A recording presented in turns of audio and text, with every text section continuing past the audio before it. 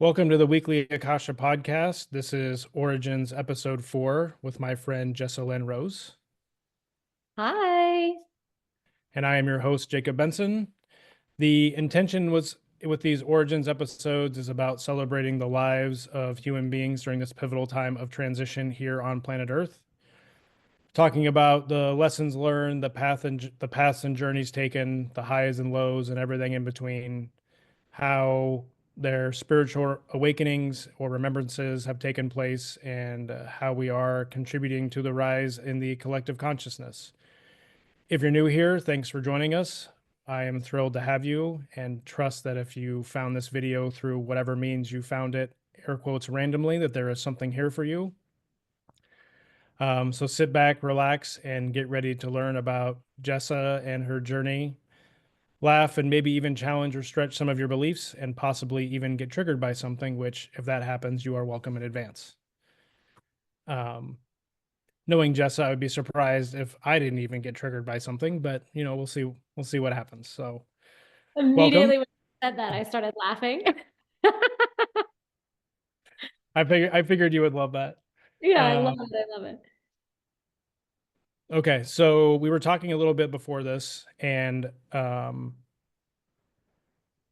way that you and I originally met was through Bryn DePell's.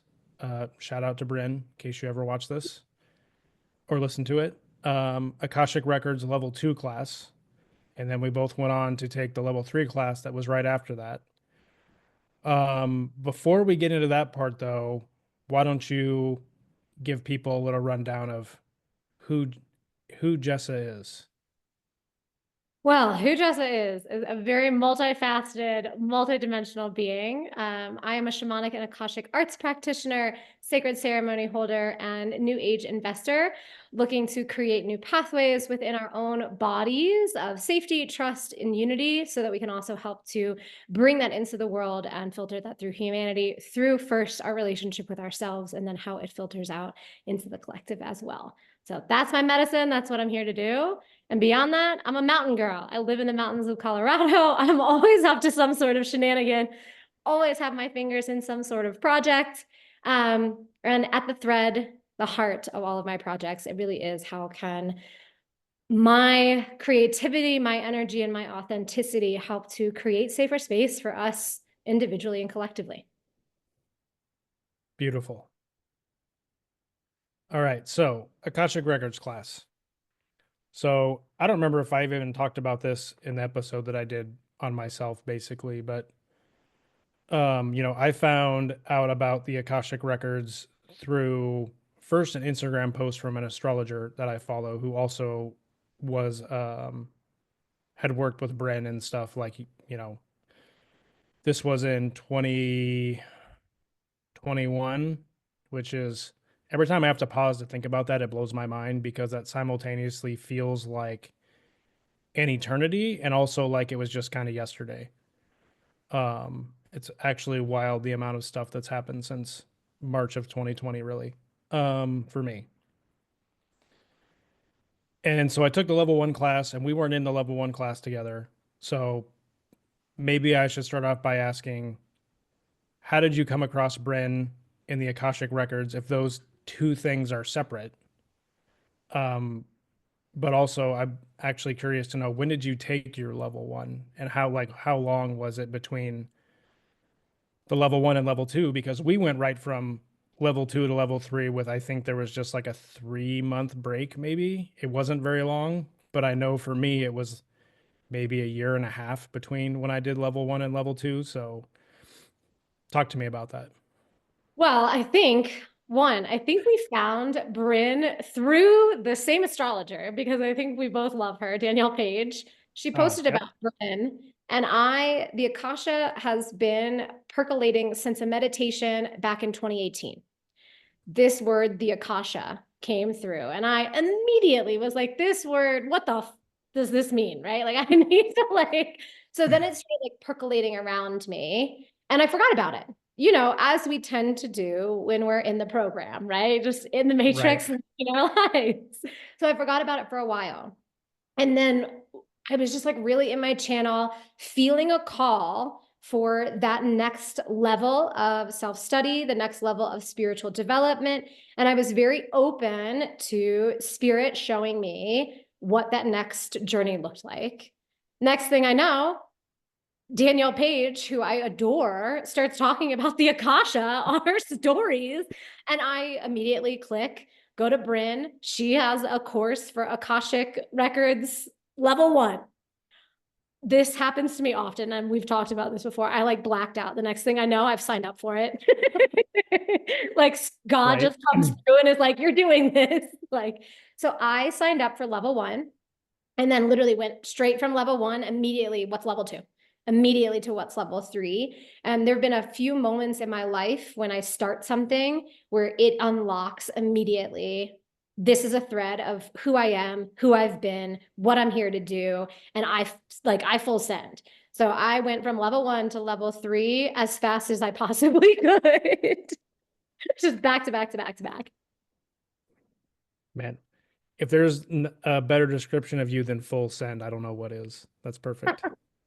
Yeah, that's something that I am learning to really like love about myself, and also a place where I'm challenging myself to notice there's sometimes where like, yo, you got to slow down, and actually just work with the energy as it is without the rush and the fire and the force. And that temperance like energy is something that since my injury earlier this year has been so alive for me, so alive for me.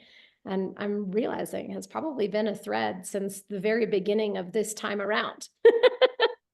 Right.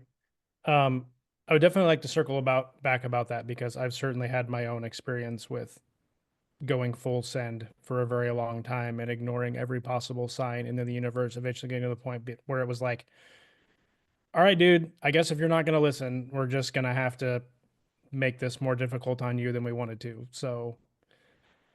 Um, so let's go back, because you said that the word Akasha first like came to you in a meditation in 2018. So how did you come, like, was this just like a normal meditation, like up in the mountains? Like, have you been meditating for a long time? Like, talk to me about that. So it was not what I would consider like a normal, 5-minute meditation. Definitely not. This was as I've been diving deep. So I've been doing shamanic study since golly, probably around like 2018 is like really when I started getting into the shamanic study. So a lot of things all kind of happened at once. My favorite person on the planet left this planet and went into the spirit world, which was so hard for me. Still to this day, like my voice shakes when I talk about it, even though we communicate daily on the regular, while she's on the other side. But it really shook things up for me. I had been working in the somatic movement, body type therapy, body-based therapies, yoga, breath work, all of that kind of stuff.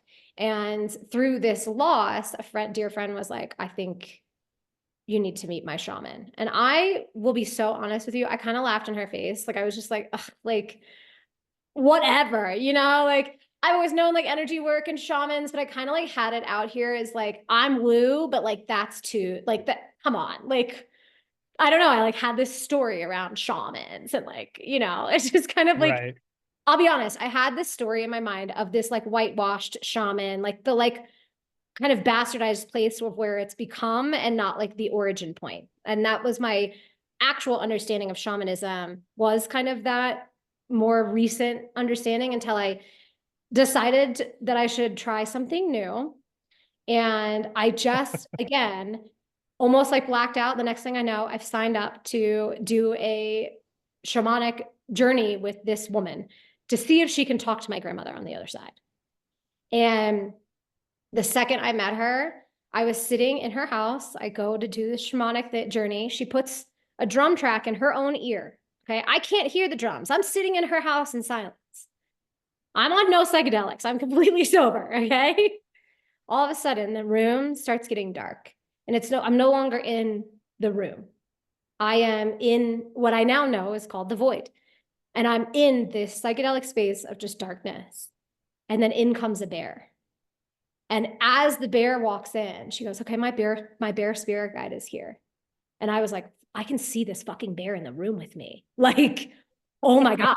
And I'm just kind of like sitting on the couch across from her. Her eyes are closed. She's in the trance state, right? She's in the channeling state. So I'm just sitting in her house and in her office being like, oh my God. Okay, this is like something is happening here. So we go through the whole channel. I see everything as she's describing it, like clear as day. I can hear everything that she's describing, the music that it's playing. A Russian lady was like singing in a Russian song. I could hear it. I left that experience just being like, I have no idea what this is. So I have to go. I have to like follow the thread. So I started just becoming more open and started meditating, bringing my meditation practice back. And then she invited me to learn how to shamanic journey and to start actually studying shamanic practices with her personally in her home. And so I started shamanic journeying, which is listening to a drum track, allowing the brain to go into theta state, and then being open and receptive to the unseen showing itself to you through very interesting ways. You can hear, see, feel, touch, taste, smell. And a lot of times it's in like, I'm looking for a word and I can't find it, but like, you know, it's talking in kind of ideas and concepts, and you get to like kind of like pick through it. So I'd started that practice. And as I was starting that practice, you create a curriculum. She had me create a curriculum to work on specific skills within that realm. And so you work with your spirit guides. And so I was working with them to help me redevelop my already intuitive and inherited spiritual skills, which we all have. And so they were just helping me to turn that back on. And one day I was working specifically in a channel around time. Something around time is very important in my personal lineage, in this lifetime, and in my understanding of us on a infinite level. Okay. And so I was doing a shamanic study with my shamanic guides around time. And at about week 4 or week 5, my timekeeper guide takes me up. He launches me up into the sky. And it's like, I'm taking you to the Akasha. And then basically what happens, we get into the Akasha. It's this beautiful white light room. It's like a library. It's fucking gorgeous. It's stunning. And then basically like my shamanic journey, like my drum track was over. And I was like, okay, cool. This is the end of that. And then it was like, it wasn't the end of it. It was just like, now start seeing how it comes up. Like, we've given you the key and now let yourself follow that. And so I kind of put that key down and started studying in other areas of shamanism, other areas of energy work. And then, of course, the way that source works, the way that God works, the way that energy flows, when the timing was right, when the right teacher, Bryn, when I was actually ready to receive the juicy, infinite amount of information that is held within the many layers of the Akasha, then it all came together, which was ultimately when we met. And that was like where I felt like, okay, now I can full send. Like, that's where I'm learning that balance point. Is like, if I had gone earlier, I wasn't actually ready in my own maturation and spiritual development to really hold the sacredness and the accessibility and the knowledge that the Akasha actually gives us access to. I wasn't ready for that yet. However, when Bryn came in and when all of that started to unfold from an Instagram post, which sounds so silly, right? But it's not, I was ready. And so then I was able to allow myself to get behind it fully. And ultimately, it's just like catapulted me into even more of who I came here to be and the soul that I have already known myself to be, to become more fully embodied in my like physicality, in this physical human body of Jessa. Right. Man, there's so much to talk about there. One thing that I have definitely noticed in my own life is what I will call like the seeding of ideas, or of an idea, where like you're talking about, something will come into my life and I'll immediately be like, oh, like that seems cool, or I'm interested in that, or like, what is that? And then because I'm me and because I'm a Gemini, I will want to immediately launch like 1,000 browser tabs and disappear. And it'll become clear pretty, I mean, especially I'm really in tune with this now, but I didn't always used to be, but like this, where I'll start to look at it and I'll just kind of know now that it's like, it's not the time for this. It's like spirit is giving you this little thing that's like, hey, this is going to like come back around. And when it comes back around again, it's going to feel different. Mm. Um, there was a point where sometime in 20, let's see, COVID was in 2020. So this had to have been like 2018, where I was just minding my own business at home and I heard like what I'll just call like the voice of God, which has happened a few times in my life. And the message was, it was like 10 a.m. on like a Tuesday or something. And it was like, you're not doing enough. And eventually that led me to get into like taking like an actual coaching program and getting an executive coaching certification. And like, I really liked it. That methodology that I went through has been incredibly valuable and still is in many ways. But of course, being me, I was like, oh, this is like the thing. I'm going to be like a coach now and I'm going to do all this. And of course, I tried to force that and it became clear after like a year or two that like it was a thing, but it wasn't the thing.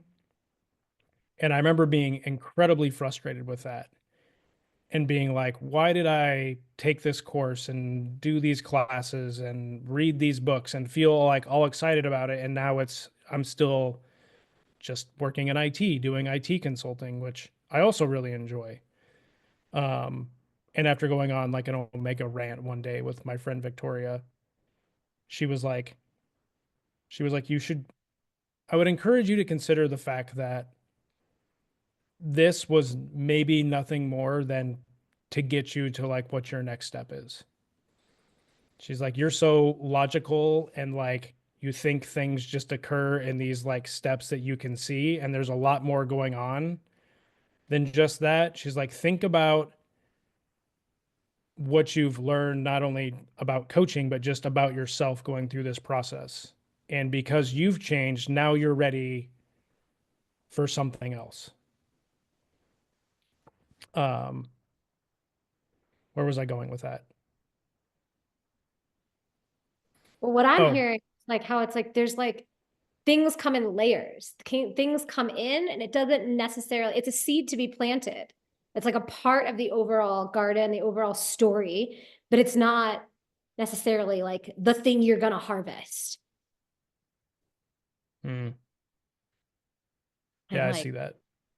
there's like I'm learning that there's like a gestation period for things. I think we're used to as a society being like, look, everything is instant. There's literally an app called Instacart. Okay. Like, Amazon brings us things like instantly. And so we think that everything has to have an instant ROI, right? That it has to somehow have an impact. And when it comes to things that have, there's like a compound interest, there's a compound impact, and there's one that like we don't see right away, right? You sign up and you do the coaching thing, and there's, yeah, you see it for the ROI. The immediate ROI is like, okay, cool. Now I'm going to run a coaching business and I'm going to have all this. But the compounding interest, the compound of it is like all of the personal development and the growth that you got to help you become more you, and then how that is helping you, all of you, and all of the other aspects of your business, and support you as you continue to honestly become more and more outside of the norm while also still being normie, like in the Right. norm. Like you, I feel like you have a foot in both worlds, right? Like Oh yeah, how for does that, sure. that wild? That's got to be wild. I used to for a long time, and I like to. I'll jump back in every once in a while, but it feels it. I'm curious how that's feeling for you.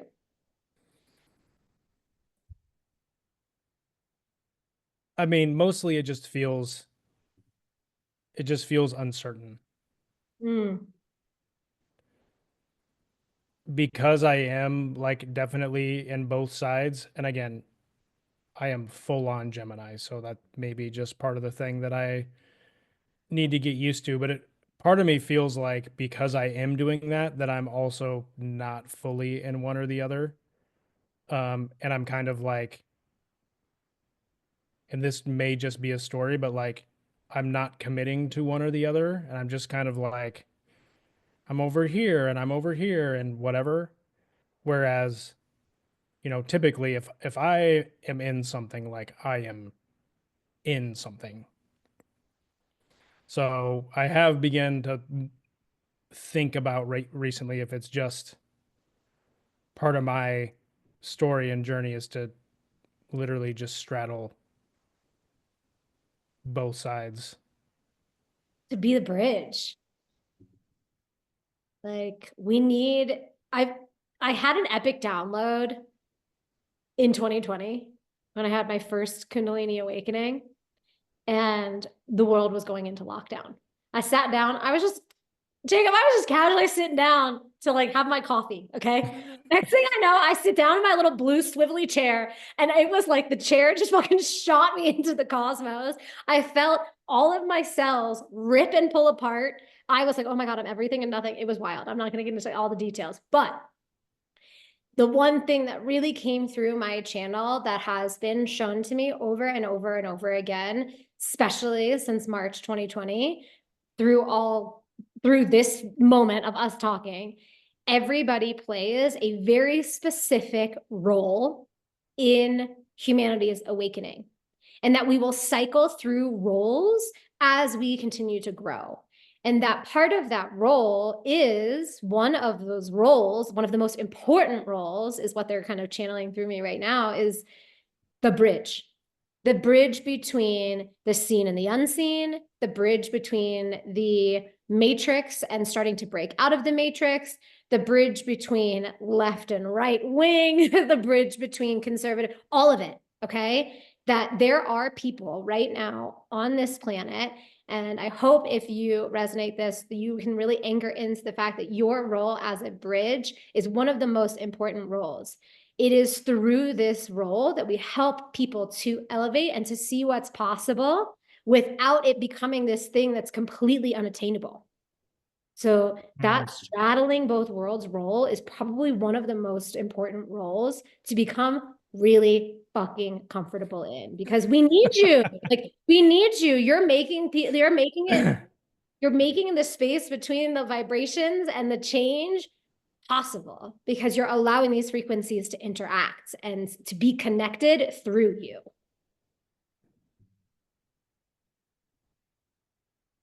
Yeah, I get it. Yeah. Fucking epic. Epic. And like, so I think it's just like so necessary. When I think about you, I always am like, oh my gosh, how's he going to change the world today? Well, what's been happening, I mean, so man, and we're gonna get back to you in a second, but since you asked the question, there has simultaneously been, prior to the creation of this podcast 2 months ago or so, it had been a whole lot of like nothing and everything simultaneously. And what I mean by that is if you looked at my day-to-day life, it was exactly the same as it's been for a while in terms of going to the gym and going to work and my wife and my dog and my home and whatever. But on a daily basis, there was multiple periods of, I would just call, very intense energetic activity. There's just been a lot happening. Now, thankfully, Human Jacob says that it hasn't been, for the most part, nearly as intense as it was in like 2019, 2020, 2021, where it felt like I was trying to speed run and like get caught up to something. And when I think about what that felt like now, I kind of can't believe that I actually made it through it without like losing my sanity or something else. Um, which is a true testament to the fact that even though it might hurt in this case physically for me, um, we're not giving anything more than we can't handle. Um, but then it was like a random Tuesday. I had gotten done doing some affirmations and decrees, and as one person does before sitting down to their normal day job. And it was like, I've heard people talk about I always hear this with books, but people have literally gotten like whole books like downloaded into their brain in like an instant. Sometimes in like meditation, but sometimes not. And this was kind of like that, where I was literally just getting ready to log into my computer at work, and I just got all this information about this podcast and how it was going to work and what the idea was, and like colors and like what the logo could kind of like look like and all this stuff. And it was just like nonstop to the point where I had to go get a notebook and just start writing stuff down. And then for the next couple of days, it was like, today you're going to do these things. And today you're going to reach out to these people. And then the next day you're going to like do this. And it was like anytime that I tried to even get a little bit off the path, um, again, because I am like so logical and like steps and order and like plans. And this was like none of that. It was literally just like every day it was like, you just need to do like these three things or these two things. And it would just like work. And it was so easy. But like I tried to set up like an Apple podcast feed because I'm like, oh, of course you got to have an Apple podcast feed, even though the universe said to just do Spotify. And that's a freaking nightmare. That was a pain in the ass. And I messed around with it for like 10 minutes. And the universe was like, bro, just stop. Like, you see how hard this is compared to everything else? Like, your brain thinks you need this. You don't actually need this. I was like, okay. Your brain thinks you need this. You don't actually need this. I need that clip on repeat in my ear. So, um, and Annika, who was the first actual guest on here, and I don't think this was in the video. I think we were either talking, she made this comment before or after, but she was like, what you're doing is so cool. She's like, there's nobody I know of. There's no record series, anything of just regular people like telling their stories. It's always like famous people or people that have like big followings, right? And that resonated really strongly with me because this is only the fourth episode, but I've loved all of these that I've done so much. And I love just learning about people and hearing the stories, because anybody who watches this is, even if they only hear one thing, that's just the one thing that they need to realize that we're all in this together, and whatever this rise in collective consciousness that the planet is experiencing is happening everywhere, even if you're not consciously aware of it. And then I got the download maybe last week or 2 weeks ago. So you're familiar with Tim Ferriss? So like his podcast is like ridiculous. And he does these long interviews with famous people that covers all kinds of things. And I've personally gotten a tremendous amount of value from like those podcasts in my life. I don't listen to them hardly at all anymore. But for a long time I was like my go-to, right? Um, but it was like, you're doing what he's doing, except just with regular people. And Spirit was like, regular people are actually way more interesting Way more interesting. because way more people can look at, by the time we get to the end of this, like your situation, your story, where you are, where you've been, and recognize how normal it is, right? Maybe you do have a mansion, but I don't think you have a mansion, right? You don't have a million Instagram followers yet. You're not on TV and all that stuff. You're just in Colorado out doing shamanic journeys and shredding the slopes on her snowboard and working events and festivals and all kinds of stuff. So um okay. So I want to go back to um well, I want to go back to a couple of places. And I knew I should have gotten out a notepad to write down stuff because I had a feeling I was going to need to like take notes, but with you, which I haven't had to do yet. But so you said in 2018 is when like that kind of started, but it also sounds like, so maybe this will go way back, but what was your first experience you can remember with things being a little different or the other side, or Well, What was that like for you? My OG original origin point, I was very young. I was a very tapped in young child. Um, I will never forget. Uh, I was probably 6 or 7 years old, pretty young. I can still, my hand is tingling talking about it. I put my left hand up against this tree that was in my grandmother's front yard. And it was like I got sucked into the tree and I saw everything that the tree had seen in its lifetime. And I'm talking when the tree was just a tree in the forest, when the forest started to get cut down in a road, the first neighbors, the first people in the road, like in like a second. You know, when you see in a movie and it's like, yeah, and then they like get sucked in and then they have all this memory and then they come out and it's just been 1 second. It was like one of those. Um, and I was like, whoa, that was wild. You were 6 or 7 when this happened?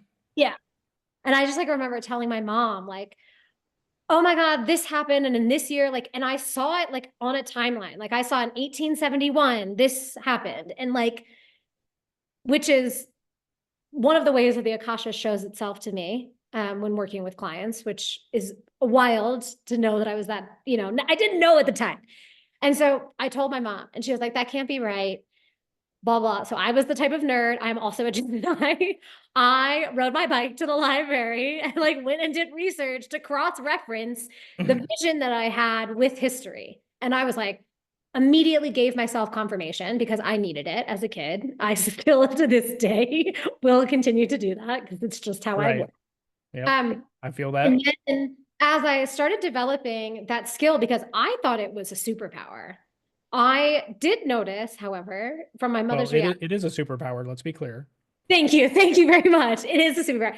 But I started to recognize, or I shared stuff with that, the look and the conversation from my family was a little like, if other people outside of the family hear you say this stuff, they're going to think you're crazy. Did your grandma say that too?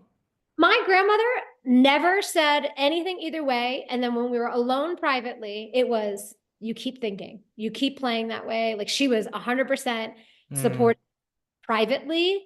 And like always just like, I love how your mind works. She was very supportive of me. So I always felt safe at my grandmother's house. And still to this day, that is like where I go as one of my origin points to pray, to be with the fairies. They are like very prevalent on her property there, outside of DC. Like it is one of those places that's super sacred for me that I go to. I actually did a rebirthing ceremony to like reclaim my birthing process on her property, and because it is that like ultimate safe space. And over the next couple of years, what I call timeline restructuring, that skill started to develop. And what that looked like for me as a kid, and this is where it really started to, I started to get kind of shut down as a child, is we would be out in the world. And I would know all of a sudden I'd get a download that X, Y, and Z might happen while we're out in the world. And that but when X happens, there's going to be Y and Z or A, B, and C opportunities and timelines that will unfold, depending, basically like a choose your own adventure, on how you respond to the stimulus. And so I would start to tell my family, because I obviously wanted to pick the outcome that was going to be the best, where we leave all feeling happy and feeling good. So I would say, hey guys, when the man wearing the weird like the weird purpley gray sweatshirt does this, let's all do this. And I was trying to like get them to get on board with us choosing timelines. Can you imagine if you come from a very religious background, your 7-year-old telling you this, and then it happening, like it's going to blow your mind. And so it started kind of ticking my mom off, is what I'll say. Yeah. I mean, that I can certainly understand how that would be a lot. Quick sidebar. Do you have siblings? No, I'm an only child. Oh, so you really were like wreck and shop by yourself. Yeah. Yeah. It's kind of like, and it would just be that's like, hilarious. I'm just curious if you've tapped into that all, like if part of the agreement was like, listen, mom, I'm going to be a huge pain in the ass and like I'm gonna push you in like every way possible, so it's just gonna be me. And you were like, you're both like, yep, cool, let's do it. Yeah, our contract is so intense. I actually sat in the energies of my mother and I's energetic contract with Bryn for like 2 hours one day. Oh. Woo! Oh my gosh, I learned so much. Yeah, it was a very transactional contract, but it has many, many layers. So like our soul contract is pretty much complete, but the human expression of how to understand the embodiment of soul contracts is not. That thread is really interesting to see how on a spiritual level something can be complete, but it plays out still on a physical level for a much longer period of time. Well, what Yep. feels like a longer period of time in this Yep. human body. Things be dense down here. Things be dense down here. It takes a little bit more time. So I remember hearing this specifically one time. My mom was going into CVS, and I told her, when the black man in the hoodie comes up to you, you have options. And I implore you to try to take this option. And she looked at me like I was crazy, slammed the door, left me in the car. That was pretty standard back in the day. Nowadays, you cannot leave a kid in the car, but back then you could. And Yep. I'm in the car with my little book, like I don't give a shit, I'm fine. And I look up and I see, and I go, oh, I know exactly what option she chose while in the grocery store, and I now know what timeline we're in. And she got in the car, and I said, when he came up to you, you said this. And she looked at me and she said, you have to stop it with this nonsense. And like was like, I'm talking like explosive, mad, like it was honestly, Yeah. it sits out as like a trauma period. But it's like, okay, cool. I'm never going to mention this again. At least in that moment, I was thinking I was never going to mention this again. I'll keep it to myself. So I did. I tried my best to be a normal girl. And what that looked like for me was really, how do I disassociate from my channel? Because my channel is so strong and has been so strong since I was a little one, it took a lot for me to disassociate. And I'll be honest with you, it led me to eating disorders. It led me to drinking and drugging at a very young age. Like I smoked weed for the first time when I was 11. Like I Oh, was yeah, that's drinking pretty. and partying by the time I was a freshman in high school. Like, because if I was stoned or if I was drunk or high, all of the stuff that I saw Yeah. around all of the time turned off. So it made me feel normal. It made me feel like I could actually hang out with my peers without being that weird girl that talks about timelines and all that kind of stuff. And so honestly, it made me safe from probably like 8, which is when I really started shutting that off, until my early 20s, which is a series of very interesting events kind of led me back to this path. But it was it was a pretty intense, long journey back to the place where I had begun. And I know that's because I think many of us are kind of programmed away from the power that comes from being connected to our direct source and channel. So. Oh, for sure. It's actually, when you have the benefit of hindsight, um, like we do, especially after just the last couple of years, just all the stuff that's come out in the media about all these systems and programs, and um, like when you like the first time I heard somebody say it's called television programming for a reason, and I was like, oh, ha ha, ha, funny, yeah, whatever. And then a couple of years goes by, and you hear it again, and you see what's on television, and you're like, oh, this hits a little bit different now than it used to. Yeah, it is really. I mean, I'm seeing a very strong visual of just like collectively, we're just covered in all these layers of just dirt and muck and gross, yucky stuff, and we're just in the process of just peeling it all away. And it's like, um, it's like every time you peel it away, right, then what's underneath is like exposed. And when you first do that, it looks even more gross and more yucky, and you have to like force yourself to look at it so that it can like actually heal. And then you're like, okay, that this thing is okay, I see this for what it is. And then you're like, ah, now we got to go to the next thing. And then you like pull that up. But every time you do one of those things, you really see just, I mean, the word that I'm hearing is like insidious ways in which we've all been programmed and trapped and led astray and literally been given as much fuel as possible to move us away from our true natures. And yet, and this goes to show the power of the source of all that is, whether you want to call it God or creator or source or creatress or universe or spirit or Allah or Yahweh or whatever else, right? The fact that all of this has happened in thousands of years of human history, and there is this mass remembrance and awakening happening on the planet that has been happening for a long time now, but is really becoming truly visible, just goes to show you that the power of the light. Yeah. And that it's always coursing. As you're speaking, I see the insidiousness. It's this sludge, and there's layers to the sludge, and some of it is actually sludge that's just covering something that's like golden. That's amazing. But we have to allow ourselves to acknowledge that the sludge is there. Like I had to acknowledge the fact that like I was programmed away. Like I have spent the last decade remembering the fact that I came in as a child I was an indigo kid. I came in fucking channeling and like, right. And even that, it's part of why my mission is now to help children.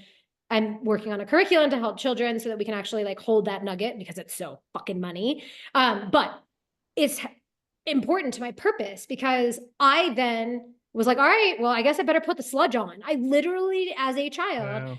saw my golden nature and was like, well, everyone else is covered in sludge. I guess I should also, you know what I mean? So I allowed myself to choose that to try it on so that then I could also remember what it feels like to take sludge off, right? Because that's important. Specifically, I think with kind of this, I don't know, generation, there's like an age range, but it doesn't really matter. But there's like this group of people who know that they were here to be that in between like the heavy sludge era, aka the end of the Piscean age, and then like the bridge between with the Aquarian age.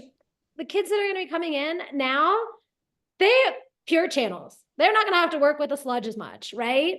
But we needed that generation, that bridge between that knows what it is to come in as light, put the sludge on, take the sludge off, so that we can help that transition actually become an embodiment here in the physical world. And that's, I really think that's been happening for generations. Unconsciously, I think it's become a more conscious experience in the collective in the last decade. Like, I really think in the last 10 years, so much has changed. Even like the last, I guess we're almost at 5 years since COVID, right? Like, I feel like the time is compounding. Like, things are just happening. Time is moving, which, okay, look, I'm getting older, but time is moving faster. Well, it's moving. Time definitely gets weird, but I always equate it to like a snowball rolling down the hill where it always takes a little bit to get going, but once it gets going, I mean, it's just all over. At that point, it's just like a matter of time. I mean, the biggest manifestation that I've seen of it is, I mean, I can remember my dad was in the Army National Guard, and I can remember the very first Gulf War, and he should have gotten deployed. We're still not sure how he didn't get deployed because he was in a supply unit in the National Guard, and they got called up, and they were at the base, and every equipment was running, and they were supposed to go, and they were, for whatever reason, one of the handful of units in the entire country like that didn't get sent. I mean, pretty much if you were a supply unit in the National Guard in the first Iraq War, like you got sent. And they didn't. So I remember that. And you look at the nature of war on the planet now. And if Russia had invaded Ukraine 10 years ago, it would have been much, much different. Right. That almost certainly would have been a global event. Mm-hmm. And instead, what happened now was Russia invaded Ukraine. A lot of human beings have died, unfortunately. But on a mass level, humanity was like, we don't want to do this anymore. Yeah.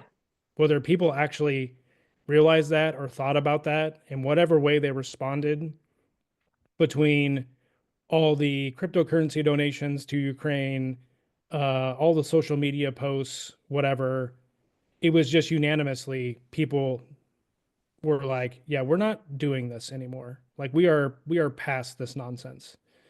You know, now they're trying to do the same stuff in the Middle East. And again, it was like the same thing. It was like, can we just not do this anymore? Like there's such a small minority of governments and institutions that want that. And the rest of the planet is like, yeah, we don't want to do this anymore. And to me, that's been the biggest change. And I look very much forward to seeing the day when basically the US military ceases to exist. So, anyways, I went off on a little tangent there. So, back to you. As you look back on that period between, let's say, like 8 in your early 20s, and you went through the eating disorders and the drugs and the alcohol and, you know, quote unquote, being a normal kid with your peers and doing the things everybody else was doing.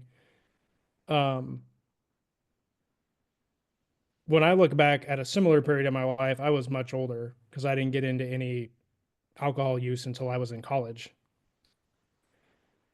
But I certainly learned many things and have many experiences that have served me well after the fact. Is there a couple of things that like stand out to you about, you know, like I probably didn't have to learn this lesson this way, but I did, and it served me well, that happened throughout all that? Oh, so many. So many. I'm like, where do I count? Where do I go? And of course, I'm going to go with the one that dropped in first because I think it's really important. As much as like, yes, I drank and I did drugs and all of that, I also leaned in heavily to psychedelic use starting in my late teens. So I did my first hero's dose of both psilocybin and LSD at the same time when I was 16.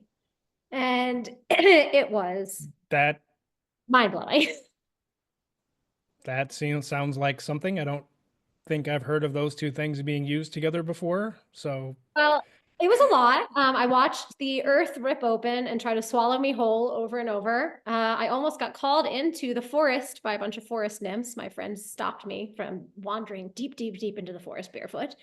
And I, for the first time since I was eight years old, really saw the holographic nature of reality again. And I welcomed it. It was such a rush of, oh my God, I've been here before. Oh my God, I feel at home. And it was for the first time really in my body that I was like, oh my God, there's something else greater than me that I can feel safe around. And so that piece is huge. I have worked with psychedelics since I was 16, both recreationally and now more in an intentional ceremonial setting. And I'm so grateful to the version of me that needed to use drugs and alcohol because it ultimately led me back to that origin point of me through finding psychedelics and being open and curious because that part of me was always still beating.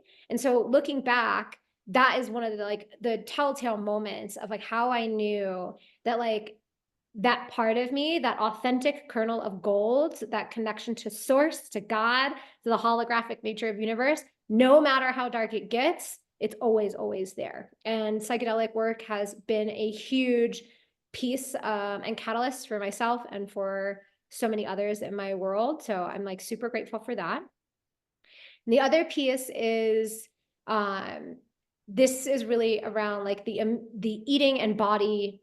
I had been so disassociated from my body that I had not felt my emotions for the majority of my preteen, teen, pre-adult I don't know what you call that, like young adult life. Uh, I was just like so disassociated. I had no idea about emotions, regulation, anger. I just like kind of just tried to stay normal. And so I had like really disassociated from my emotional body because a lot of my emotional body was trauma based.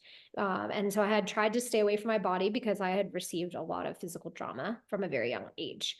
And so in my 20s, I kind of didn't treat my body well. I was always struggling with food stuff and like overworking out, starving myself. I mean, all sorts of like not cool ways of treating the body. Okay. And in my late 20s, I was diagnosed with an autoimmune disease. And I'm so grateful because one, really, it wasn't gentle, Jacob. Okay. Spirit, sometimes when you have come so far off the path, I believe that spirit speaks to us in what I call the feather, the brick, and the Mack truck. A gentle whisper, hey, dude, like, yo, Hold you're on. being. I gotta interrupt you real quick. Do you see Yeah. over your head what it looks like a shooting star or Oh, like a comet or something? Do you see that? Am I just making that up? yeah. Okay. Hi, welcome. As you were telling that, it literally started like above your head and was just going like this. And I had to say something before it like disappeared. So Oh, I love that because it is through that is this crazy. this autoimmune disease. It was like something hit me in the head, and it was my soul pushing its way back into my body and saying, wake the fuck up. You are so off mission. You are so off course. You are so far.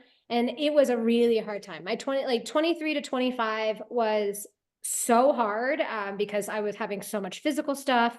Um, and it was through that period of my life where I was like, oh my God, I recognized that I had been a disassociating. I recognized that I'd been mistreating my body. I recognized that I didn't even admit that I had an eating disorder. Like it took having an eating disorder for like almost a decade, right? Like it, that autoimmunity is just like ripped me open and started me because I was being told I need surgery, I need this and that, I need to have this done, I need to go on these meds, all this stuff, right? I was being poked and prodded by the Western medical system and honestly treated horribly. It was really, really rough. And I was like, something else has to give. Like, I need to find something else. I'm half Chinese. So, of course, my Chinese family is like, hello, Chinese medicine. Like, what are you doing? And so I started to become open and curious. Like, even with my Chinese roots, my auntie is a Chinese medicine practitioner. And I still had this like resistance to it because of everything I had been to. This autoimmune disease diagnosis shifted that for me. And that's when I opened myself back up to energy medicine, Chinese medicine. I started doing yoga. And that yoga is, I'll never forget my first yoga class, man. It was awful. It was 104 degrees. I was next to some 90-year-old man in tiny, tiny little yoga short briefs. He was sweating all over me. And I was like, what the fuck am I doing here? This is awful.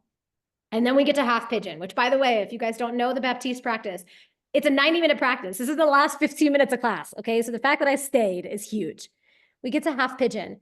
Jacob, I'm so far away from the mat. I can't even put my knees, my hips, nothing close. Okay. The teacher comes over. She sets me up with like bolsters and all the things so that I could find some comfort in this pose. I finally find comfort.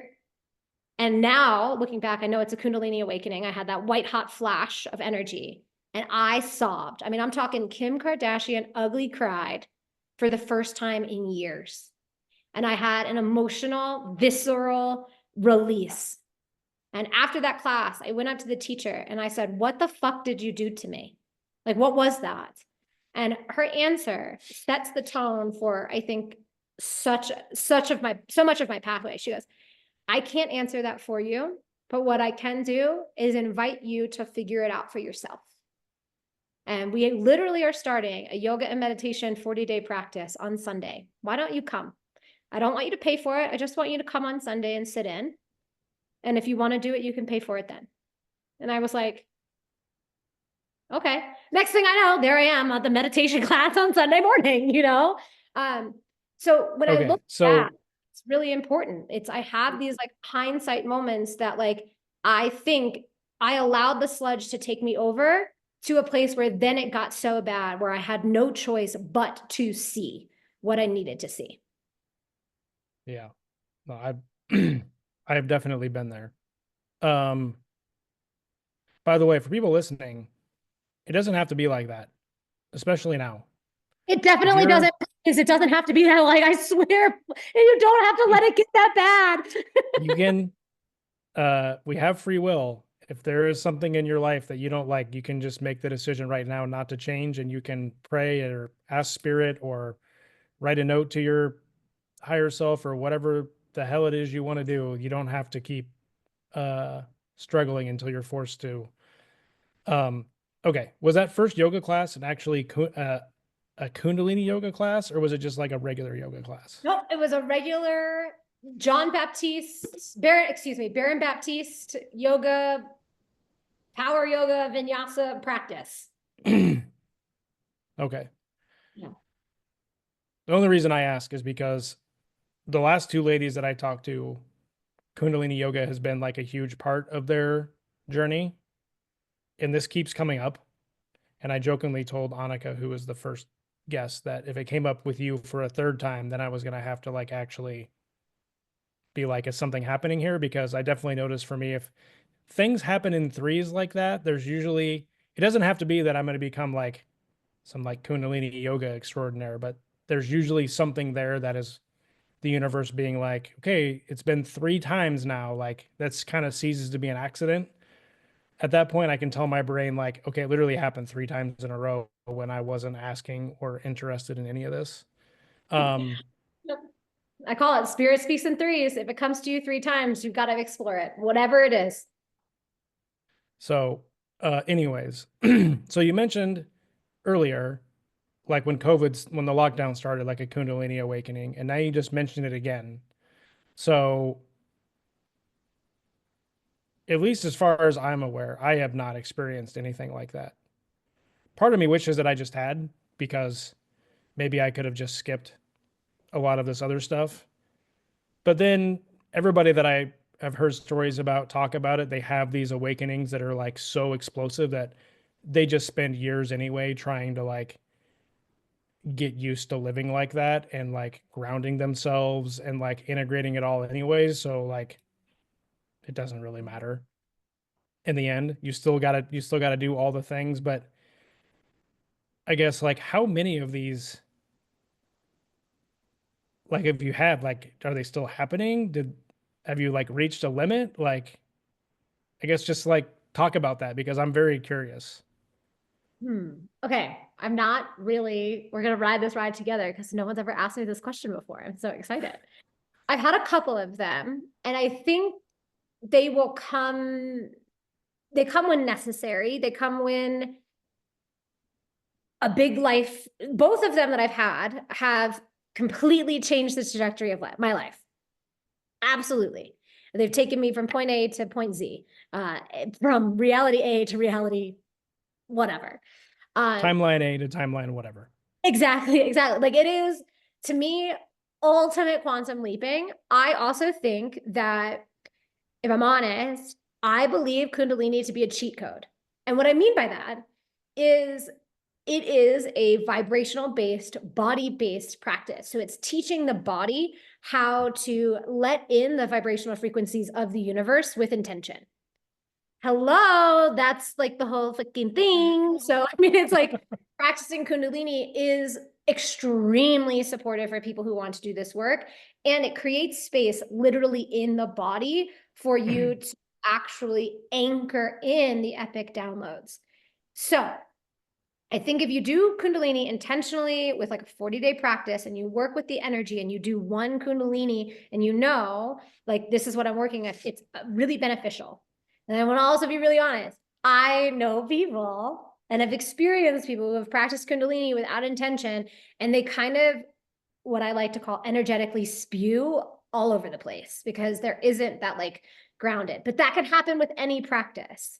Right. Like grounding the energy into the body and allowing it to be able to become comfortable to actually hold these higher vibrational frequencies in a body that's used to heavier density is extremely nuanced work. And every single person and every single person's vibrational system that they start in is unique. So you kind of have to find what works for you. And within all of these practices and breathworks and the Kundalinis and the yogas and the this and that. But I do really think that Kundalini is kind of an epic cheat code on how to let in higher vibrations into the physical human body, for sure. It's been around for a really long time. Yeah. Yeah, it's not like some new thing that just came out. Yeah. And I will say, when I've gone to Kundalini class, this is totally wild. You can smell the secretion of DMT in the classroom from the people in it.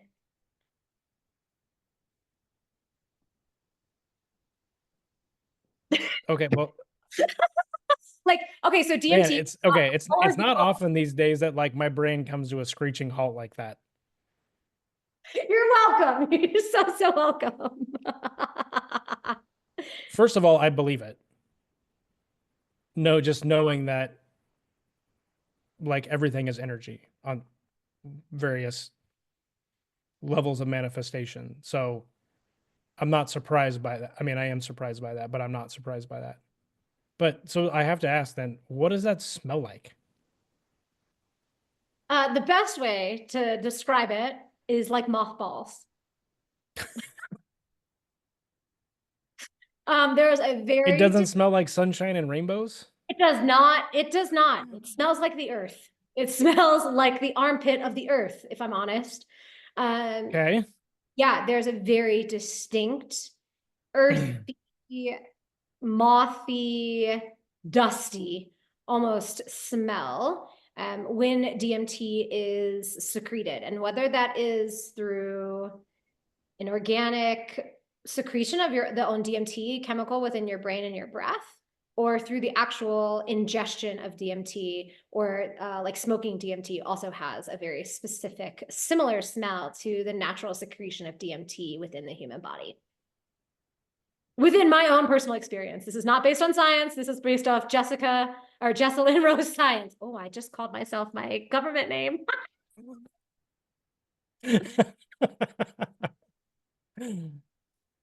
Temporary hopped into a different timeline there.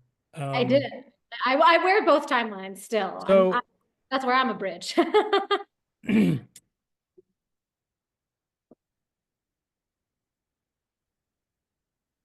I have so many questions about this. So when did you notice this like the first time? I guess just like, were you just like, oh, it smells? And then Spirit was like, yeah, that's DMT and like, this is what's happening. Like, did you know just like right away? Or were you like, what in the hell is this? Like, what is happening? Well, because I've worked with DMT in a ceremonial setting previous to me ever sitting in a Kundalini room, when I smelled what was happening in the Kundalini room, I had already had the origin point of smelling smoked DMT. So I had known what that smell was. So when I smelled it, when I was in the Kundalini room, when we were all getting high on our own supply, I knew. I was like, oh my God, the secretion of the DMT in each of the humans in this room is so intense that we are literally creating the same smell as what it is to smoke DMT. But as people within their own energetic system, we as a collective are creating the smell of secreted DMT. It was wild. I'll never forget it. And I was like seeing rainbows everywhere. I mean, it was epic. So 10 out of 10 recommend trying Kundalini yoga for 40 days.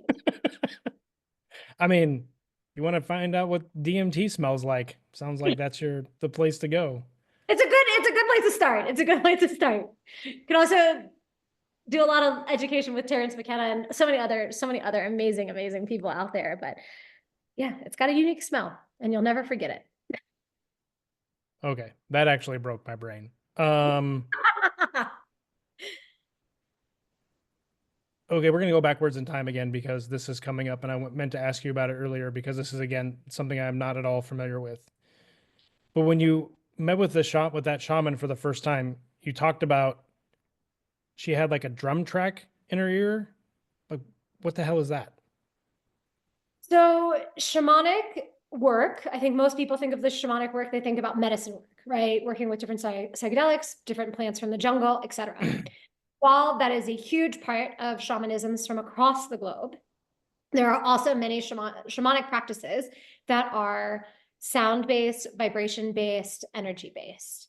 And one of them is shamanic journeying, where you use the rhythm of a shamanic medicine drum to help bring your brain into a relaxed theta state so that you could access more parts of your brain and access the direct connection to what we like to call the unseen, the spirit realm and the spirit world. And so she had a drum track playing of another drummer so that she could get herself into the channeling state so that then she could channel for me. But she So just have like an AirPod or something in her ear? Is that what you're talking about? Or she had an okay. AirPod in one ear, and then her and I were talking, and so she had her other ear to me. And then she didn't face me, which is very normal for people when they're channeling. I close my eyes often. I do all sorts of weird stuff when I'm channeling. So, but I couldn't hear the drum. So that's what I thought was really fascinating and stood out to me as to why I needed to continue being curious around her. And she sent afterwards, she said, my spirit guides are like really inviting me to like teach you these things. And I left there, honestly, Jacob completely freaked out and was like, what just happened? And then she wrote me an email and said, you know, hey, my spirit guides really want me to like stay in contact with you and to like offer and invite you into learning space with me. And so she just kept sending me these little events and gatherings. And then the next thing I know, again, I blacked out and signed up for one. And I showed up at her house at 8 a.m. one day for a day of journeying. We were there from 8 a.m. to 6 p.m. And she tells me, I have no idea what I've signed up for. She tells me, bring an eye mask, a journal, a pillow, and a blanket. And I was like, am I going to this lady's house to take a nap? Like, what's going on? And you will be surprised how much work gets done while in a rested state, which is so against what we are programmed to believe to be true. Yes.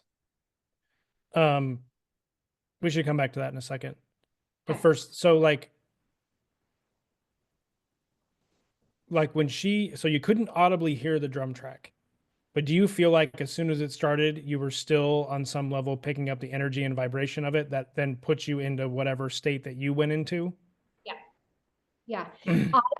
So ultimately, I think what happened is I went in there, and I think this is true and really important for all who are allowing themselves to go onto a journey. I went in just completely open and curious.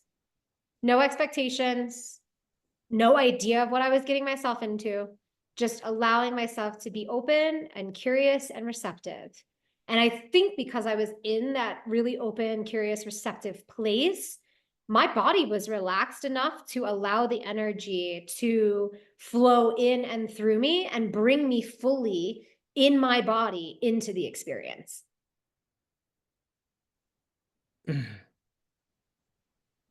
Yep, makes sense. Back to the comment about resting or doing nothing, because I have struggled enormously with this after spending like my entire adult life just deciding how things were going to be and then coming up with a plan and then following the plan regardless of pretty much anything, and basically running myself into the ground on multiple levels a couple of times until like my body gave out. But it has been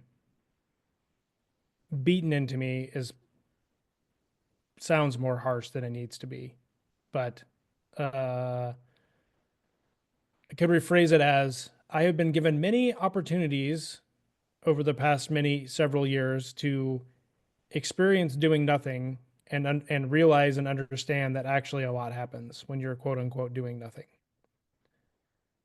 Um, whether that's, I mean, you really get an understanding of what it means to really be an energetic being and access the energy that everything is when you're not quote unquote doing anything and you end up solving problems and having ideas and your stress levels go down and you have more energy and all these other things that come from just not doing all the time. And that has been, and definitely like past tense. I think for the most part, that's kind of out of my system now because I just have such a bank of experience now where no matter what I felt like, oh, because I work as a contractor as my primary source of money, right? I don't get PTO and I don't get holidays. And so like I have a certain number of hours that I need to work every month to like meet my basic living expenses and whatever. And so when there's been many, many days when I literally have just not been able to do like anything. And sat there and I'm like, I gotta like do stuff. Like I gotta work. I gotta get these hours. I gotta do this stuff.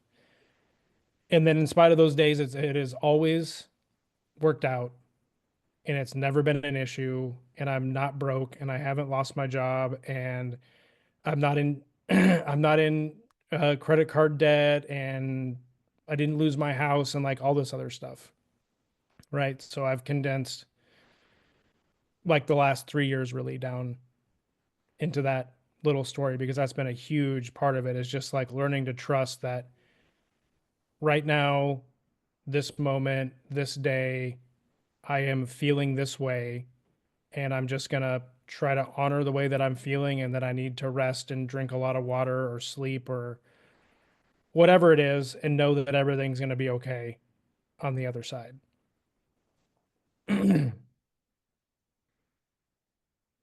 Okay. So that was another side tangent. Um, okay. So you start doing yoga. You have this experience of half pigeon. What I assume you do the 40-day class. Yep. I guess, is there anything else you want to say about that? Or did that class then take you to your next thing? And what year That are we on class. now? Okay, so this is 2011. And that class led me, okay, forever a Gemini, right? So I am a Gemini, Virgo, Aries, okay? So Gemini sun, Virgo rising, Aries moon, okay? Passionate, fiery. I also need to know the why behind everything. That is the Virgo, okay? It's the Gemini Virgo cross. And so I need to study, okay? So I was like, why does yoga do this? It is what led me to what I would consider my true college curriculum. Like I went to college, I got a degree, I did the whole thing, but this was my real curriculum. I needed to know why the science of yoga. I knew yoga has been around for forever. I was like, I need to know why. Where did it come from? I need to know the history. Why is this group of postures allowing me to feel safe in my body? What's going on here? That thread. So I did yoga teacher training. I did that. It like is what led me to leave contracting, which I was also doing. And led me to move into yoga, which led me to study somatics, which led me to study trauma, which led me to study brain sensitivity and PTSD. And I used to do a lot of work with the VA and MHS, and a lot of my friends have PTSD. And I was like, so do I. And so how do I like, so I started going, I just started that once I learned that I could study yoga, then I was like, okay, now I want to know the energies of yoga. I want to know about the chakras and I want to know about Reiki. And it literally just opened up all of these pockets in these worlds and studies. And I just, honestly, just allowed myself to get like pulled and tossed and gently guided. It was a mixture of all to the next things, which are what led me to the shamanic study, which is what led me to the body-based practices, which led me back to my medicine, which led me back to the Akasha. Like, it is so interesting. But for me, it was always about the body first, coming back into the human, because we can have all of these amazing spiritual experiences. But if our human body isn't ready and willing to come along for the ride of our elevation, of our spiritual growth and development, of our vibration shifting, it will always bring us back to the lowest common denominator. It will always bring us back to the lowest vibrational frequency. So we have to be willing to work with the human body to get her to come along for the ride, right? Otherwise, she's going to fight us every step of the way. And so the last, oh my God, over a decade now, oh my gosh, 15 years of my life have been dedicated to how do we create this communication process? What does this look like? What does it look like for me? And how can I support others in a way that feels really in integrity? Because if I'm honest, I've had some mentors along the way. Some, amazing, the best, great. And I've also had some mentors along the way where I had to learn some hard lessons. And I had to learn, about what it is to not be in integrity, which is one of my favorite words. And my father's favorite word, and he used to drive me crazy and say, "Are you in integrity right now? Do you even know what integrity means?" And I, when I was a teenager, could pluck little hairs from his head when he would say that. And now I love him so much for it, because I have a true understanding of what integrity feels like within myself and what it means to show up in integrity in the world, and even when people aren't looking, to know that I can really show up in a way that feels like it's elevating and supporting to unify humanity. And I can catch myself when I'm acting in another way. Okay, so talk more about that, because I think that's beautiful. So when you're in integrity, what does that feel like to you? When I'm in integrity, what it feels like is that, one, I'm supporting myself and my needs, but I'm doing so in a way that will have the most likely positive impact in those around me. And what that means is, even when no one is looking, am I still showing up for myself every day? Am I taking care of myself so that I can then take care of others? It means noticing when I am acting out of integrity. And so this is actually something I've been working on recently. I've been catching myself being a judgmental bitch. And specifically around sales within the coaching, healing world industry. Okay. And I've carried this like judgment, and I have a story of stuff. And what it makes me realize is, if I am noticing that I'm having this external judgment, I'm noticing that I'm being a judgy bitch, there's a couple things going on. One, for me to be in integrity, it's not about everyone outside of me first. It's about, where am I judging myself? What are these reflections of these people showing me where I haven't accepted these certain aspects of myself? And can I sit with that and that discomfort, rather than going into defense, going into shunning, shaming, guilting, blaming, those types of frequencies, first for myself? And then where can I relax and create space for perspective rather than judgment? So that's something I'm working on that is helping me to become better in integrity, because the part of me that judges is, one, she's trying to keep me safe. Two, she's also trying to validate me. I love that part of me, but it also has a shadow side of separating me, othering me, making some people better or worse than others. To me, being in integrity with my soul, no one's better or worse than others. And I always work from a inside out approach rather than a top down approach. So what does that look like when it comes to judgment for me? Is, how can I notice and go, ooh, it starts here with me. Where am I judging those pieces? What are those stories? And then allowing that to then ripple out. For me, it also means, like, on this other side of the coin is, like, I don't like how a bunch of people in certain industries sell. It feels like a carbon copy blueprint of a capitalistic society. It's like, what are we doing? To me, it feels like, what are we doing? We were here to build something new. So for me, to be in my integrity means I don't sell the way other people sell. I sell in a way that feels integrous to me and the vision of the reality that I am working to co-create, which means I get to, quote unquote, sell in a different way, in a way that feels more resonant to me, and in a blueprint, in a way that feels like it's built from a unity inside out approach rather than an upside down approach. So it's allowing myself to feel like, in the discomfort of, I don't know what that means quite yet for me, but I'd rather be in integrity while I figure it out than sell in a way that feels fake, false, and continuing a narrative that I no longer agree with. I love all of that so much. Thanks. Um, Also, everything about marketing pretty much disgusts me. Like, I just don't like any of it. It's aside from being like a carbon copy blueprint, like this is what happens. And I think most of it now is actually a byproduct of the way the internet's designed or the way the internet has ended up being designed. Um, and because of the way websites work and how people have had to run ads to finance websites and other stuff. And I look forward to all that going away actually very soon.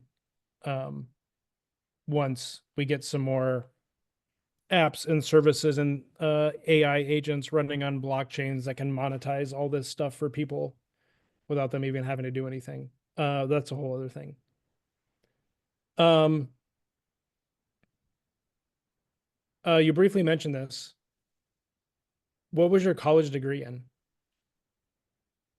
I went to the University of Alabama and graduated with a communications degree with an advertising and within advertising and public relations. That's perfect. Oh, it's just like I have to laugh. I love her. My first job out of college, I worked at a PR firm and I lived in the south of France. It was fabulous. It was like such a cool aspect of my life. It has also really helped me to, I'm a PR, I love PR, public relations, talking to people, connecting people, making sure that, people are getting the best of each other. So, so grateful. I still use it. However, I straight up went and got a degree because I thought that's what you have to do. Mhm. I did not think, I, I didn't, I had no other, I was so in the societal sludge that I didn't think anything else was like possible, or that a different route was possible. However, since I've left, oh my gosh, you can educate yourself these days however you please. Not Oh yeah. necessary. And I think that that's really, really cool. I fought my parents every step of the way. I did not want to go to college. I was like, I just want to like go and live in the world and I will learn as I go. And so now I get to do that. And I think, my college years were great. It's a good 5.5 years, man. Well, it also took me 5.5 years. Thanks. I also tried to quit twice. Yeah, Um, I mean, school for me was always a joke. same. I understand now that it's because I've just been here a bunch and I've been to school a bunch and they're still just teaching the same shit in the same way. Yep. And so I had and still have like just like an incredible memory. And since most of school is just about memorization and regurgitating information, that worked really well for me. So like I never had to like try hard in school. Yeah. It's also why when I took things like math classes, I struggled because you actually had to like follow rules and like whatever. But anyways, and I went to college for computer science and management information systems, which back in uh 1999 to 2005, 4 is a lot different than it is now. Yeah. There's nothing about either one of those things that has ever served me in my professional IT career. Um, and I tried to quit twice because I was like, it was just boring and like, I went to University of Nebraska in Lincoln. It was a small part of the campus. Computers were still in like 2000, like a really like new thing, right? The internet was still really new. Like I didn't have a cell phone until after my freshman year of college. And when I got one, like I was one of the few people that actually had one, Yep. Yep. So, now there's a whole specialized program at the university and that's like all you do. But I was having to take like chemistry and history of jazz and like all this other stuff that I'm like, this is just stupid. Like, I don't want to do any of this. Well, when I switched from computer science to MIS, it was in a different college. So I went from the College of Arts and whatever, Arts and Sciences, to the College of Business.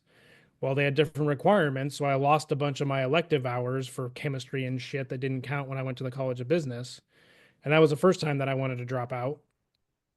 The challenge was I had no other plan. Like, I didn't have anything else to go do, um, or anything. So I took what I called my red shirt junior year, where I took the minimum, I took 6 hours each semester, which was the absolute minimum you could take and still qualify for like financial aid.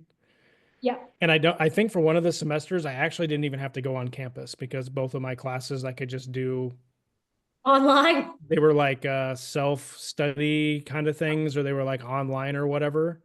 I think I had to come into a lab and take like an exam or something, but other than that, I didn't even have to go on campus. And then I tried to quit again with like a semester to go, I think, because I was just so over it and like I just didn't want to go anymore. And my parents, to their credit, were like, listen, we get it, but you're a semester away and you have three younger siblings, and like they need, like, we want them to see you like graduate. And I was like, fuck, that makes way too much sense. All right, fine. Um, but it's also why, like I've always said, for me, and I think for a lot of people, it's not what you learn in college, it's just the experience of going through college and like becoming an adult and learning how to be on your own, and like literally like, how do I do laundry? Like, when you just have shared washers and dryers in the basement of this dorm, and like, how do I like meet people and like get a job and like manage money and just like all the stuff, like be an adult and show up to class and have a social life and like play sports or do activities, like all of that. Um, one little side note, and then I have more questions for you quickly before we wrap up. But it's also why like Tim Ferriss popularized this idea of like a 40,000 MBA you could get in a year.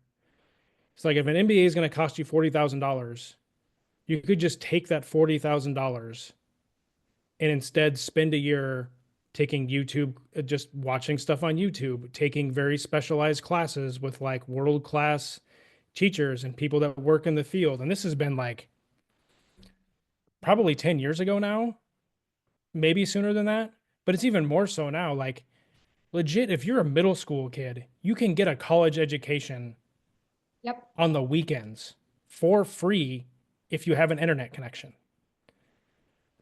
Like, on top of everything else that's going to change, like this whole educational system, I just cannot even begin to imagine what's going to happen to it, because you talk about things changing, like every single part of it has to change. Like, between just the hours, the days, the money, how much they have to sit, the member, like what you're actually teaching people. They're not actually being taught, they're just being told in a lot of cases, which is different. And especially like these kids coming in, man, they're just not going to have it. Like, Nope. I know people with kids that are just like, my kids hate going to school. And I'm like, yeah, because the energy of it sucks, Yep. you Yep. know? So, anyways, okay. So before we wrap up here, what's your relationship with your mom like now? And if you don't want to talk about it, that's fine, but I'm curious. No, let's After talk like about it. all these years. I love talking about all of the things. There's no stone that can be like not, let's turn them all. It's fine. We are in a phase of minimal communication. Um, I had that session with Bryn May of last year, and we had been in a very tumultuous, unhealthy dynamic for a long time. And last October, after, May of that year is when I was like, whoa, this dynamic is, I started recognizing some cycles. October of last year, I was like, okay, I'm gonna change it, which means for me to be in integrity, I have to change my behavior. I'm the one, I haven't held my boundary. I haven't done the thing. And so I recommitted, held the boundary, and said, when I'm ready, I would love for us to have a really like safe reintroduction of how we can relate. And it's going to be different from like the mother-daughter archetype. Like we need to re-relate as like humans first, and then we can kind of, you know, get together and like go. That was extremely triggering, I think really hard for her to hear, but we're in a place now where I said, you know, I'm great as we wait for us to see if we can deepen our relationship, for us to talk on like a very shallow level. And then if it goes deeper than that, then I have been the one to show up and hold my boundary. I feel like we're in a really healthy place. I'm actually currently working with a therapist to find the right mediator for us to have that conversation. And I'm so grateful. A huge shift has changed. My mother has never really experienced or offered me patience or kindness in our relationship before. But recently, with everything that I've been experiencing, she has given me so much grace and patience. I told her last October, please give me a couple months. It is now a year and 2 months later. And she's given me that much space and told me I can tell her when I'm ready. And so that to me is a huge place of growth and shift and change, to actually feel like, wow, she really is hearing me and is giving me the space to come back when I'm ready. And so I'm really, really grateful for that. And I don't know what's next, but I have a really good feeling that we're going to come together as two different people, and that this relationship is going to come together from a new foundation. I feel the energy of like hope and all of that. Like it feels really good. Thank you. Yeah, I feel very like hopeful, and at the same time, which is something I'm so proud of my human for, very unattached to the, like just very open to it being whatever it's going to be.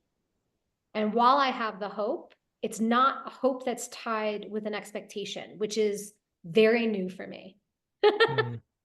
Right. Because I've experienced hope and expectation pretty much as like this intertwined kind of like a bread bag, and then the twisty tie on the bread bag, like they're both important. And I think that actually the bread tie is not that important, the expectation part. You can still seal it without it and just allow it to be. Hope that made sense. No, it does. That's great. Okay, so I want to wrap up here with the life event that happened to you like a year ago that we were talking about before. Because I keep being reminded of it, and it feels like there's something important here for somebody or for people. But let you talk about the accident you had doing while doing one of your most favorite activities in the whole world. And mostly I'm curious about, having been through a number of concussions and car accidents and like other things, and knowing all the lessons that I've learned about myself through that. I'm curious if there's one thing or a couple of things that really stand out that like, yeah, this happened. Yeah, it sucks. Like I missed a whole season and didn't get to do my favorite stuff. But hearing about all the other things that you've been through, there had to have been at least one thing that came out of this where you were like, oh, like I get it. And that you feel like has helped you and is going to like continue help you as you move forward. Oh gosh, so many lessons, so little time. No. Okay. One, that if you feel the call to slow down, you need to listen. Otherwise, the universe will sit you the F down. Facts. So like that's huge. And what I mean by that is in my ego-based mind, my brain was like, this season, we're getting 50 plus days. We're going to Japan. La, la, la. I'm going to get that AT. That was my ego telling me that. But there was this very soft, gentle piece at the back whispering, no, this season is for grounding. This season is for building. This season is for resting. And I straight up, Jacob, did not listen. I was on day 10. It was December 16th. Okay. Do you know how early in a ski season that is? I was already on I was skiing day 10. The season has literally only been started for a couple, like not long. And I was pushing. And the universe, I literally was also skiing an ego-based run. I was skiing and trying to show off for a boy that I thought was cute. Okay. I'm going to just be honest. And I got Stupid humbled, boys. right? Exactly. Humbled immediately. And then I was out. And I didn't just have like a oopsies, I got it. Oh, I tore my ACL. I shredded my entire knee cage. I literally had only an artery holding my leg together. My foot was literally dangling. Like it was the most damage you could do without also completely breaking every bone in my body. I tore every ligament, meniscus, all of the things, all the other parts other than the bones I broke or shredded, tore. But that's a huge piece is like slow down. Rest is necessary. And if you don't take a rest, when you get the inkling to rest, you will be forced to take a rest that will take you out in a way that is honestly unnecessary. I could have avoided it had I just skied a little bit less and actually had a little bit more of a relaxed season. So 1, 2. And this one is, I'm realizing I'm now in a refinement of the lesson, which is beautiful. You are worthy of help. Every single one of us is worthy of help and support. And there are people in the world that absolutely want to help you and support you. They just need to be given the permission and the direction to do it. Mm-hmm. And asking for help. Ooh, I'm getting verklempt. Asking for help. I have used hyper independence as a coping mechanism since I was 6 years old. I'll just do it myself. I got it. I'll take myself to ballet class. I'll figure it out. Like, it's just been who I am. With my right leg, can't drive, can't walk, literally on crutches. I had a fucking walker for like a period. I had a cast on my leg. Like, it was a whole situation. I literally had to have help. I needed people to bring me groceries, food, walk my dog. I needed help. I couldn't shower. I needed help getting in and out of the bathroom. Like, I mean, it was like pushing me into asking for help. And it made me realize not only are we allowed to ask for help just because we need help, we're allowed to ask for help. We're allowed to ask for support in our community because we desire help, because we know it will help us be better and will help us to also support and give help as well. And so that is the secondary piece that I'm like, I'm not only worthy of help when I actually need it, I'm also worthy of help when I'm well as well. And so that lesson is continuing to percolate as I am now back walking, running, starting to do activities again. It's like, ooh, this lesson, I get to ask for help now in an even more refined way, and like actually get even more intimate with my needs, and not just my needs, because I worked through that during the like really heavy part of this was like, I'm allowed to ask for what I need. That was the big piece. And now it's, I'm not only allowed to ask for what I need, I'm allowed to ask for what I need and what I desire. So those are probably 2 huge pieces I'm taking away from this. I mean, what's coming through is that asking for help is a form of like loving yourself. Yes. Huge. It's a huge I've never thought about it that way before. Yeah. It's showing up for the part of you that thinks they're not worthy of help and saying, actually, I think. And so you're showing yourself that part that you also care and that you're going to show up for them too. And I think that's really, really special. And also, side note, this is a little other piece. Opiates and pharmaceuticals are absolutely graying you out. Learned that piece as well. They absolutely what? Gray you out. Oh, gray you out. Okay. Yeah, I have really strong practices, meditation, all the things, right? And when I came out of the surgical part of my experience, which I'm so grateful for Western medicine in this way, but I was in pain and they cut me open in 4 different places. They did a lot of work on me while I was basically dead for a little bit, which is a total mind fuck. And then I come back together and then they put you on pain pills, right? The intensity of the gray space, and I'm not talking like the void, I'm talking like a gray, very muted, very synthetic, I think is the word I'll use. Yeah. Space that I was in, it didn't matter how deep my practices were. I could not fight to get out of there. The way that I really got out of there was weaning off of the meds. So having that experience, especially from being a mostly sober person, other than intentional psychedelic use and ceremony,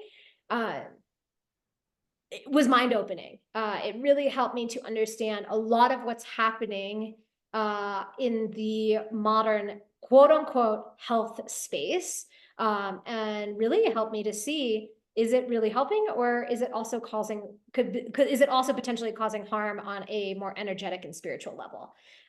And sitting with that and actually experiencing it in my own body was really wild. And whole new level of awareness around certain things in that world for me. Okay. Amazing. Thanks. I mean, I remember just seeing a few pictures on Instagram that you shared, and just being like, yeah, that's really bad. Like from a like physical like standpoint. So no, that's like perfect. You have like a rainbow prism like right through the middle of your, yeah, look at that. I come out Okay. on the other side, just like the lights. And that's a perfect segue into, so tell everybody, what are you up to now? Where can they find you? How can they work with you? We'll put I'll put all this stuff that she gives me in the like links and such in the description below, but do your thing, girl. Yeah, so I do shamanic and Akashic support sessions virtually. I also host them here at my next project, which is called Bear House, which is my beautiful home and retreat space here in Golden, Colorado, up in the mountains. We also host psychedelic ceremony, microdose ceremonies, and then a lot of somatic body embodiment and movement ceremonies that combine breathwork and somatics to prepare your body for working with higher vibrational energies.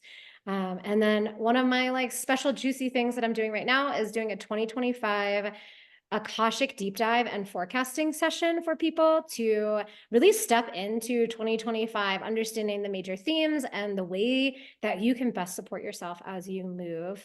That's what I think is so spectacular about the Akasha, is helping people to tap into that space, to know that it's there for them always. So let's come and do an Akashic session and feel and be in the beautiful energy of the Akasha together. You can find me at my website, jessalinrose.com, or the other best spot is at my Instagram, which is at the only Jessa Lin Rose. And I can't wait to see you there. Beautiful. So for everybody that's made it this far, thanks for watching Origins episode 4 with Jessa.